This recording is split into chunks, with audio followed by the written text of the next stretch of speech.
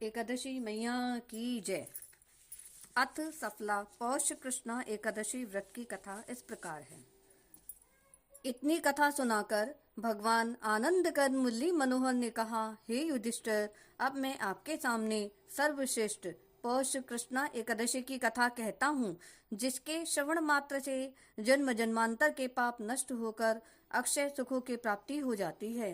हे राजन, इसका नाम सफला है और इसमें नारियल, अनार, सुपारी, लौंग और बेर आदि उत्तम फलों से भगवान विष्णु की पूजा की जाती है। हे राजन, और सब एकादशियों का विधान एक समान है तथा इनमें से किसी भी प्रकार का भेदभाव नहीं है। चंपावती नामक अत्यंत मनोहर नगरी में एक महिष्मत नाम का राजा राज्य किया करता था। यद्यपि उसके चार लड़के थे, परंतु उनमें सबसे बड़ा लुम्पक नाम वाला लड़का बड़ा पापी और व्यभिचारी था। हे राजन, उसका काम खेलना, पर स्त्रियों के साथ व्यभिचार करना, वैश्यों के साथ रहना, मद्य का सेवन करना, चोरी करना, असत्य बोलना, हिंसा करना और देव, ब्राह्मण, संत तथा गुरुजनों की निंदा करना ही था। अपने पुत्र का इस प्रकार दुराचरण देखकर दुखित होते हुए राजा ने उसे अपने राज्य से निकाल दिया। हे राजन, पिता द्वारा नगर से निकाले जाने के बाद वह पापात्मा लुम्पक एक निर्जन वन में चला गया और वहां एक पीपल के पेड़ के नीचे झोपड़ी बनाकर नाना प्रकार के कुकर्म करता हुआ अपना पेट पालने लगा। हे राजन, जब पौष कृष्णा सफला एकादशी का उत्तम दिन आया तो दशम की रात्रि को इतनी अधिक ठंड पड़ी कि उस रात्रि को पल भर भी वह सो न सका। हे धर्मराज, उसी पापी को उस दिन कोई शिकार न मिला था, अतः वह भूखा प्यासा उस पीपल के पेड़ के नीचे पड़ा रहा और मुर्दे की तरह अचेत हो गया। हे राजन, इसके बाद सूर्योदय होने पर भी उसे चैन नहीं आया, किंतु जब सफला एकादशी को दोपहर के समय उसे कुछ होश आया तो वह भूख प्यास से अत्यंत व्याकुल होकर धीरे धीरे गिरता पड़ता भोजन की खोज में चल दिया, किंतु अत्यंत शक्तिहीन होने के कारण वह किसी जीव की हिंसा न कर सका। जब उसने कुछ जमीन पर पड़े हुए फलों को इकट्ठा किया और भोजन की निमित्त रखता हुआ उसी पीपल के पेड़ के नीचे अपने आप को ले गया। हे राजन, उस समय सूर्य भगवान अस्तांचल पर पहुंचकर लुप्त हो चुके थे। हे राजन, उस दिन उसे इतना अधिक कष्ट हो रहा था कि इस जन्म में इससे पहले उसने कभी ऐसे दुख को प्राप्त नहीं किया था, उसने ऐसे दुख का अनुभव ही नहीं किया था। तब हे धर्मज्ञ, अत्यंत विपत्ति के समय परमेश्वर याद आ जाया करता है। जब हम अधिक परेशान होते हैं, विपत्ति में होते हैं, तो सिर्फ और सिर्फ परमात्मा का ही स्मरण आता है।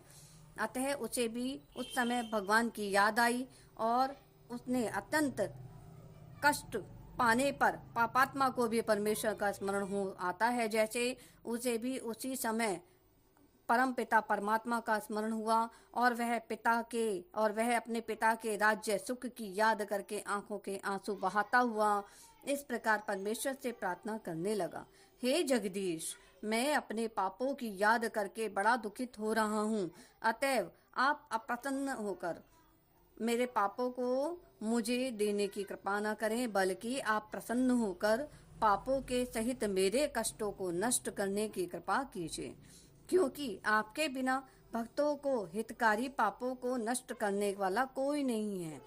आपके बिना कोई भी ऐसा नहीं है जो भक्तों के पापों को नष्ट कर सके।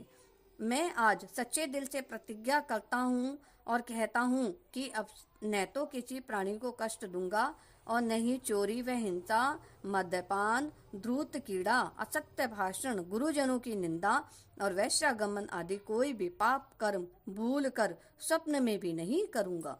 मेरे समस्त पापों को क्षमा कीजिए।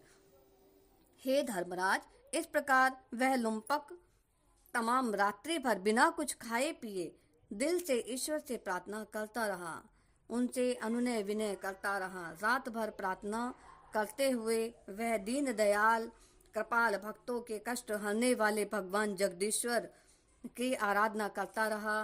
अतः तब दीन दयाल भक्तों के कष्ट हरने वाले भगवान जगदीश्वर ने उसकी प्रार्थना पर प्रसन्न होते हुए उसके पहले किए हुए सभी पापों को नष्ट कर उसे पाप रहित कर दिया। तत्पश्चात भगवान ने उसके पिता को ऊंची एकादशी की रात्रि को स्वप्न में दर्शन देकर अपने पुत्र को वापस बुलाने के लिए कहा। तो राजा ने शीघ्रगामी घोड़े को लेकर एक सवार के हाथ अपने ज्येष्ठ पुत्र लुम्पक के पास पहुंचा दिया। हे राजन, जिस समय वह सवार उस श्रेष्ठ घोड़े को लेकर उस राजपुत्र के पास पहुंचा, उस समय वह भूख और प्यास से व्याकुल होकर भगवान के ध्यान में मग्न हो रहा था। इसके बाद उस सवार ने उसे उठाकर जलपान कराया और इसके बाद ही वह उसे उस घोड़े पर चढ़ाकर चंपावती की ओर चल दिया। अपने प्रिय पुत्र का नगरी में आया हुआ देखकर अपने प्रिय पुत्र को नगरी में आए हुआ देखकर राजा बहुत प्रसन्न हुआ और उसके बाद उसे राज्य देकर भगवान की तपस्या करने रानी के साथ वन में चला गया।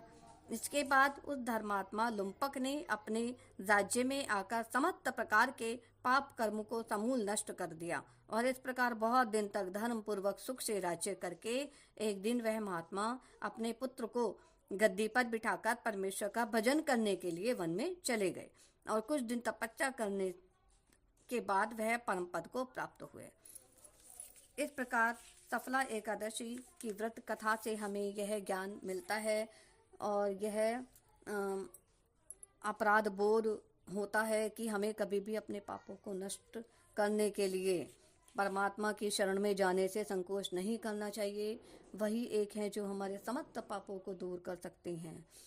हमें अपने मन वचन और कर्म से अपने कार्य के प्रति ईमानदार रहना चाहिए, सदाचार का पालन करना चाहिए और इस प्रकार से ही हमारी सद्गति हो सकती है। भगवान के श्री चरणों में हमें सदैव अपनी निष्ठा रखनी चाहिए।